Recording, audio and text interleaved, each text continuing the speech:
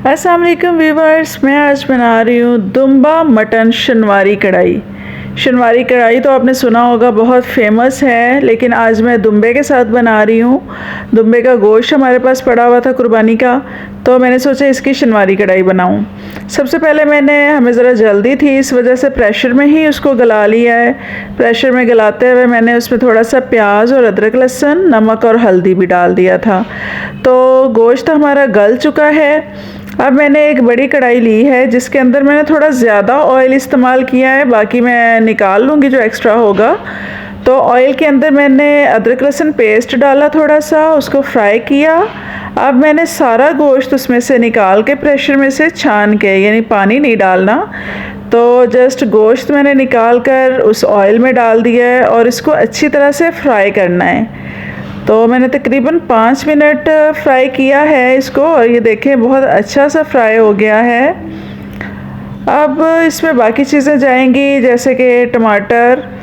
अगर आपको लगे थोड़ा सा जल रहा है तो उसमें थोड़ी सी आप यखनी ऐड कर सकते हैं। ये देखें मैंने थोड़ी सी यखनी ऐड कर दी थी। अब टमाटरों के बड़े पीसेस ही दरमियान से जस्ट हाफ़ करके मैंने उसमें डाल दिए हैं। ये 2 किलो तकरीबन गोश्त था, तो इसमें 1 किलो मैंने टमाटर इस्तेमाल किए हैं। और इसमें देखें हरी मिर्चें, लेमन थोड़ा सा मैंने ऐड कर दिया है। इसको मैं बाद में निकाल लूँगी। और अब मैं इसको बंद करके ऊपर से ढक के 10 मिनट के लिए पकाऊँगी। 10 मिनट बाद जो टमाटर मैंने ऊपर रखे थे, इनके छिलके उतार लूँगी, ताकि बीच में छिलके हमें डिस्टर्ब ना करें खाते हुए, और टमाटर अच्छे से मैश हो जाएं।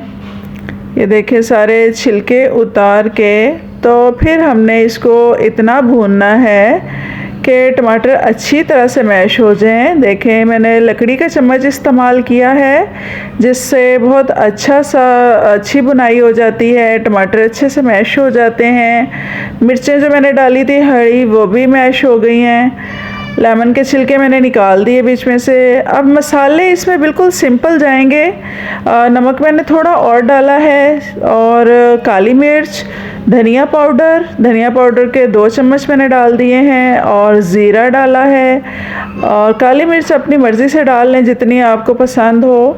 और ये लाल कुटी मिर्च मैंने डाली है, लाल मिर्च पाउडर नहीं डाला, हल्दी भी नहीं डाली दोबारा से। ये सिंपल मसालों के साथ बेइंतहा लजीज बनती है, बहुत अच्छी ये कढ़ाई बनती है।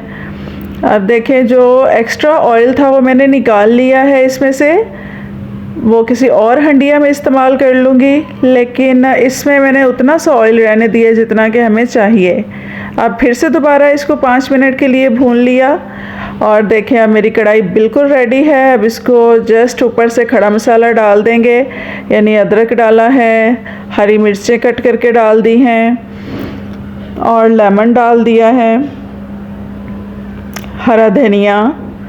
ये हमारी कढ़ाई रेडी।